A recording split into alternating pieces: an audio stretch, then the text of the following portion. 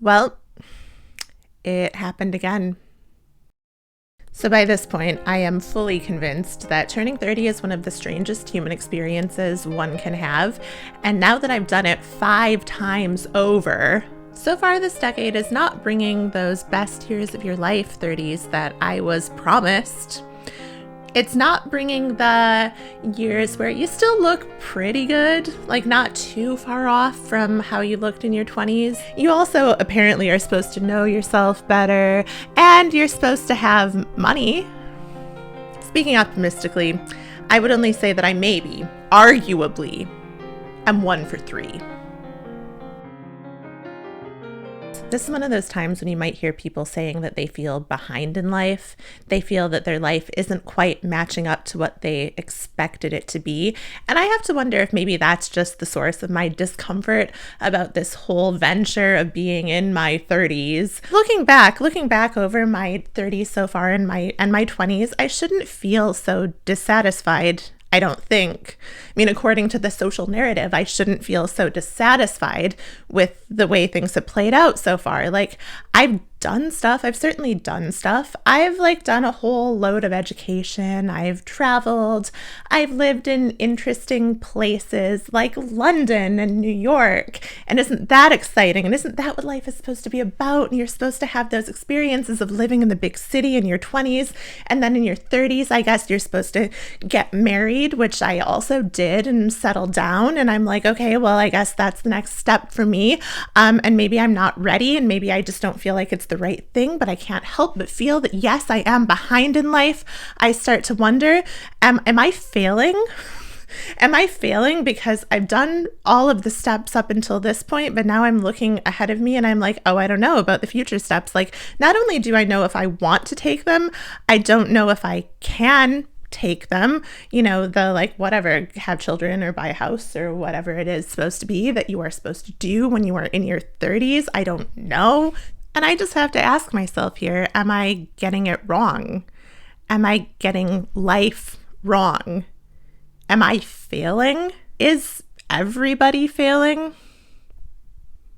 The internet would suggest yes. I feel like I am an 18 to 21-year-old stuck in a 28-year-old's body. I'm 33 and I live at home. I work a food service job. I have a car from the 90s. I'm so behind.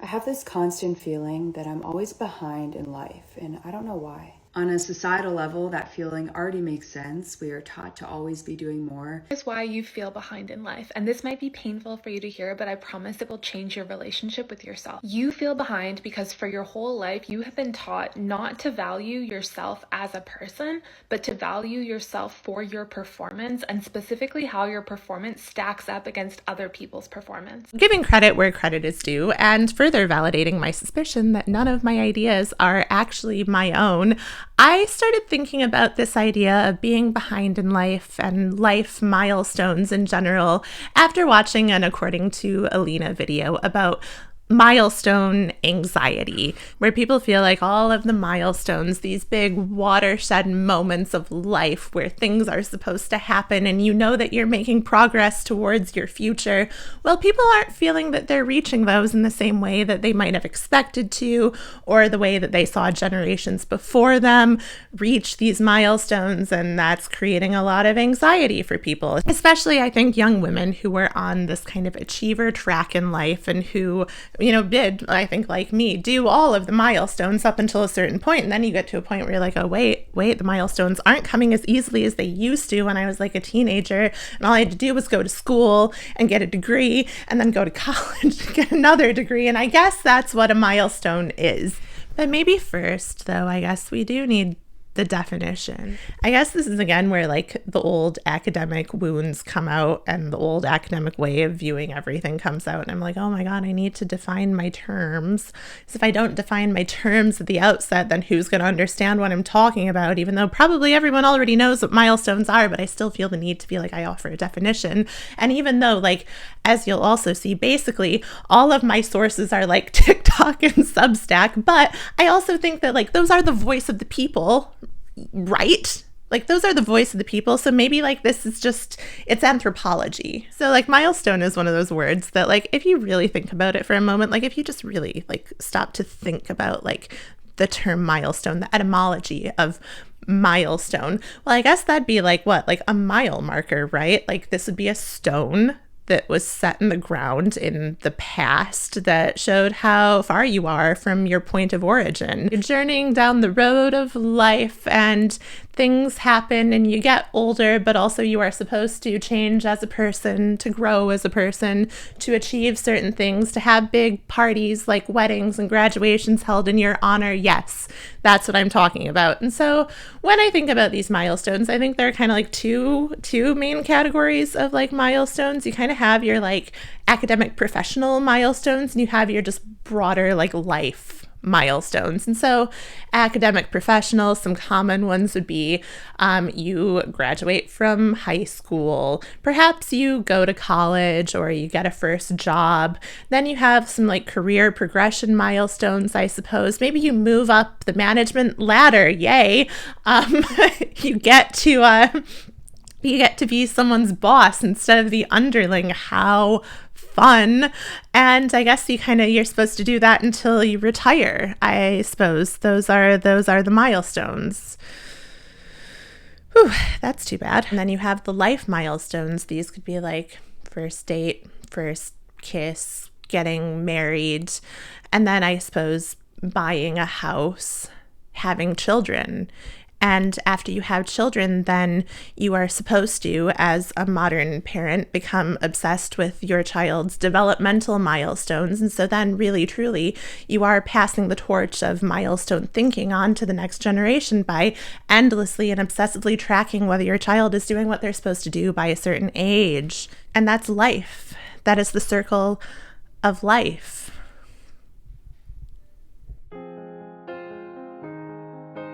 This brings us along to the idea of the 20-something teenager or the 30-something teenager, truly. I think we can extrapolate it out to that I saw circulating social media not too long ago, or actually maybe a long time ago, because it was probably, a couple of years, and a couple of years is like a lifetime in social media terms, but whatever, it is what it is. Now, the first time I saw this concept of the 20-something, 30-something, whatever, 40-something, 50-something, be a teenager whenever you want to be a teenager, truly. The first time I saw this concept arise, though, I was like, yeah, I get it. I related to it instantly because I was like, yes, I feel like that is me, because like, I guess I still am a teenager in many ways, in my tastes and in my habits, and the fact that I spend a disproportionate amount of time in my childhood, whatever, teenage bedroom. Actually, this was my bedroom when I was a teenager. Like I compared to probably most people in their 30s. I also clearly have not yet figured out how to do my hair or my makeup. And I think, I dress the same way I probably would have dressed as a teenager. Like my fundamental interests remain the same. A lot of the time I see this term thrown around in terms of liking the music of people like Olivia Rodrigo. And indeed, I do enjoy the music of Olivia Rodrigo, even though I am in my 30s. And apparently I'm not supposed to in my 30s, but whatever. An essay from the Substack Cafe Hysteria on the phenomenon of 20-something teens contains the following quote. What I am saying is that in the real world, there's a level of ownership that young adults should take in their own infantilization. Often when we refuse accountability, we refuse autonomy. We place ourselves in a perpetual state of being incapable of hurting others and making the world a better place. And this is one of those things where, like, I guess I agree and disagree. Like, I don't necessarily think that the impulse to call yourself a 20-something teenager or 30-something teenager is like a refusal of accountability or responsibility. Like, I think it's really just saying, like, I like the things I liked when I was younger. I like the things that a lot of people younger than me like, or that are associated with people younger than me. But, like, it's the moral panic of the cultural commentator class over absolutely anything that arises on the internet. I think, and especially things that young women like on the internet, like those always stoke the moral panic of the cultural commentator class, even if those cultural commentators are young women themselves. Like, we still love to like be like, but I'm more intellectual than you. I understand this issue better than you. But anyway, but at the same time, I can say that, yeah, sure. I mean, social responsibility is an important thing. Like, we should be accountable to others. We should not be like completely selfish teenagers or whatever, trying to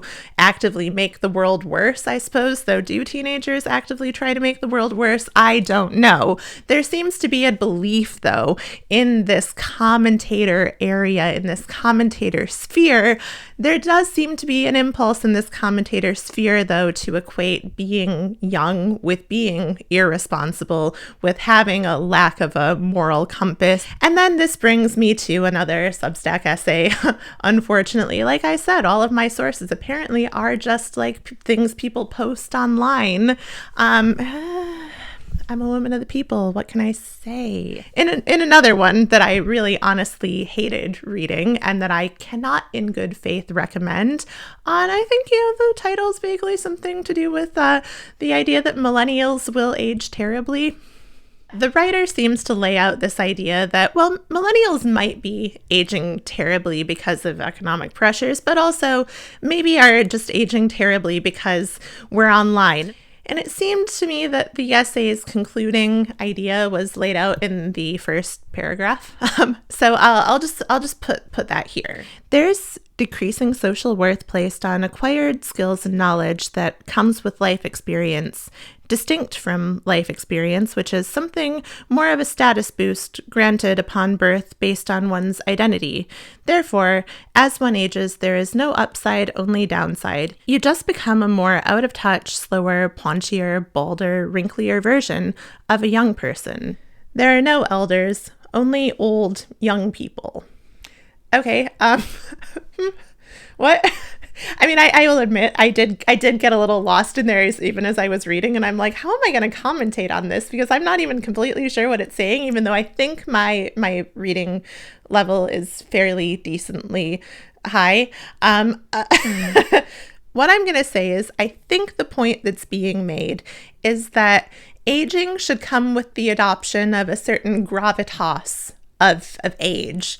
It should come with a certain seriousness. I think specifically about like doing a job or something, probably like working for an employer, participating in the economy in a way that older generations find to be valuable and acceptable, and giving all of your time to a job. I think that's the view of aging that's presented in this essay.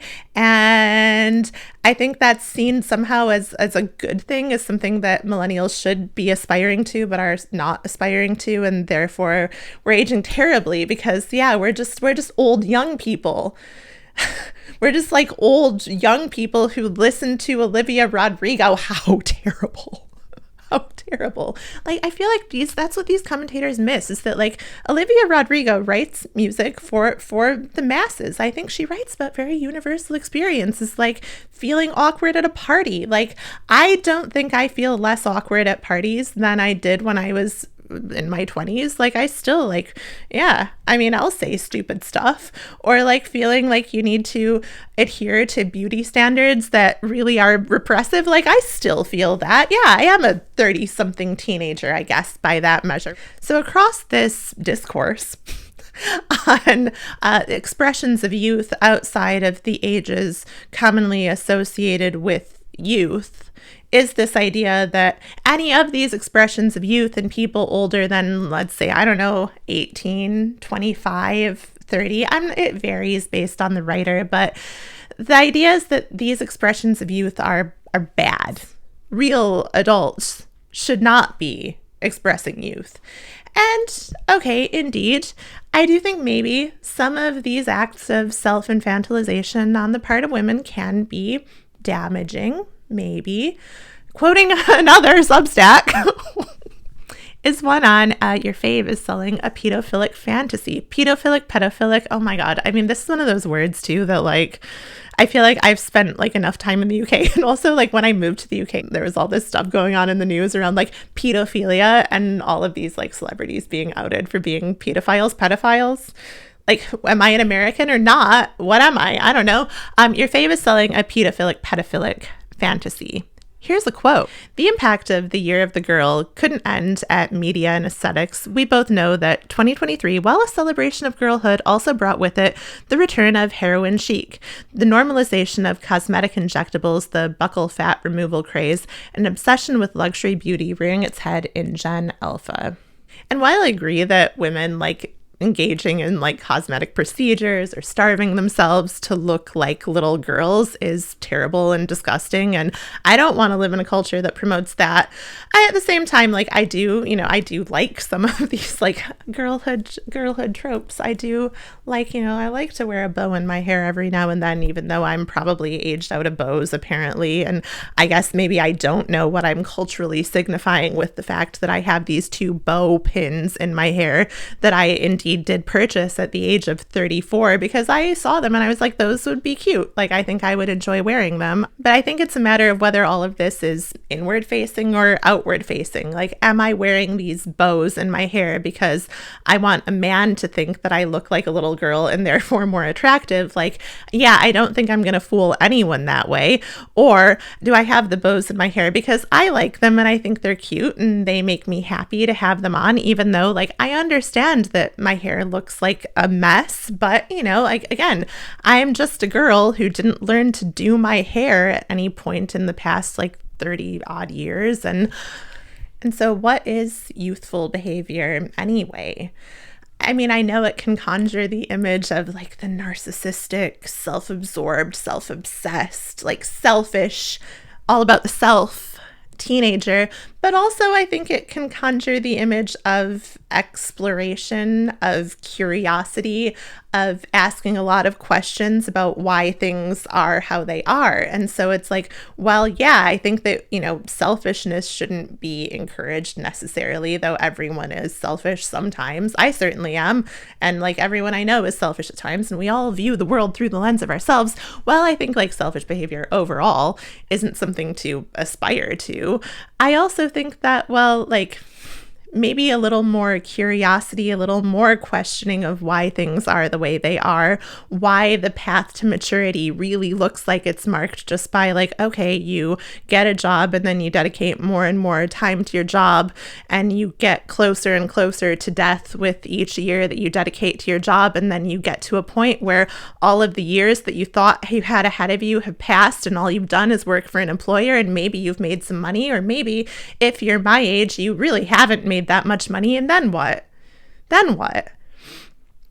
And at the end of all of this, I think that there is, of course, an economic dimension that I don't really want to belabor too much, because I feel like this is explained in a lot of other places and probably a lot better than I could explain it. But it does seem that, well, your entry onto, say, like the academic professional track of achieving your life milestones has to start with going and getting an education that puts you several thousands, tens of thousands, hundreds of thousands of some cases of dollars into debt, and then you enter the workforce at a huge deficit. And so you have to take a job that maybe you don't particularly want to take, or something that just pays a lot of money, even if it's like a little bit ethically questionable, all to pay your rent on an apartment that's going to be really too expensive for you. But you have to do it because you certainly can't afford a down payment on, say, like a house of your own or even an apartment of your own. And then you're paying all of your salary to these probably big companies that are managing the property that you live in, and you can never get a foothold in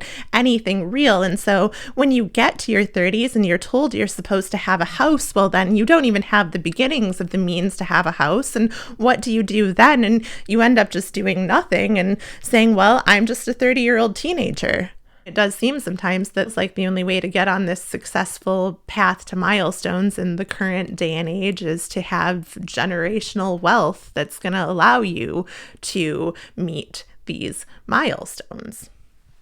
But what I haven't seen addressed so much in all of the talk about the 20-something teens is this idea that, well, what's so great about maturity?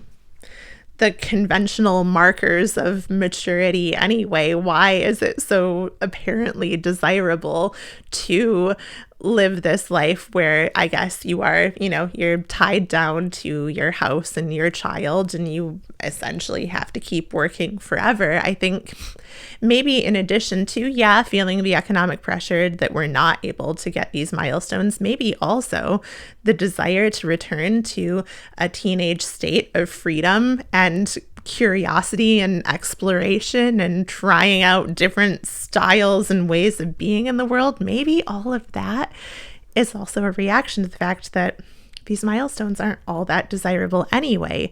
And maybe it's that we don't really actually change that much from when we're teenagers to when we're older. Like, if I can, any anecdotal example I've heard is that, women, when they're like in their, 60s, 70s, whatever. I mean, this is mostly just like women I've seen on social media talking about like the process of aging, but most of them say that, they don't feel like different people when they age into these higher ages. They're still fundamentally themselves. Their interests remain the same. And so maybe we are like the purest versions of ourselves when we are teenagers and we have this relative freedom. And maybe the idea that we want to hearken back to that is just saying that we want to live a life that is unencumbered by the conventional milestones. So there's almost certainly some truth in all of that, the conventional milestones, maybe not the ideal that we've been told they are. And yet, I still find myself with these fears that I am indeed falling behind, that my life is not shaping up the way it was supposed to shape up. And so this is where I came up with, on a walk one day through my hometown. Indeed, I feel like all my ideas somehow come from my hometown, even though I said for so many years that I hated this place and couldn't wait to get out. But maybe again, I am just going back to those teenage ways of being, and that is very inspiring to me. I don't know. This is where I think I've come up with my theory of milestones and dissatisfaction with milestones, why we feel dissatisfied with the milestones that we have achieved, and why we feel a little bit of trepidation in looking at the milestones that allegedly are ahead of us if we do life right. And also, I think I have a solution. At the end of all this, I think I do have a solution. Maybe. So, first of all, we have what I call the never enough theory of milestone anxiety. And this theory basically goes that with every milestone that we achieve, with each, degree that we are granted, with each job that we have, with each promotion that we get, with the house that we buy, with the children that we have, there's always the feeling of, well, this is never enough, that I just want more and more and more. I cannot be satisfied with what I have. I need to keep pursuing more and more and more. This one I've put first because I feel like I discounted this in my own life pretty readily. Even though I definitely can be sometimes a little bit, I can sometimes get in my own ego about achievements and stuff, and can feel like, oh yeah, I just wish I could have another graduation. I loved my graduations and stuff, and I loved my wedding, and I loved all that. I love a big celebration of me. Who doesn't, right? Who doesn't? But when I thought about this, though, it's I feel like it's not that I'm looking for another degree or graduation ceremony. I'm not looking for another celebration of some achievement. I'm not necessarily looking for someone else to pat me on the back and say, good job, well achieved. You're doing what you're supposed to do in society. No.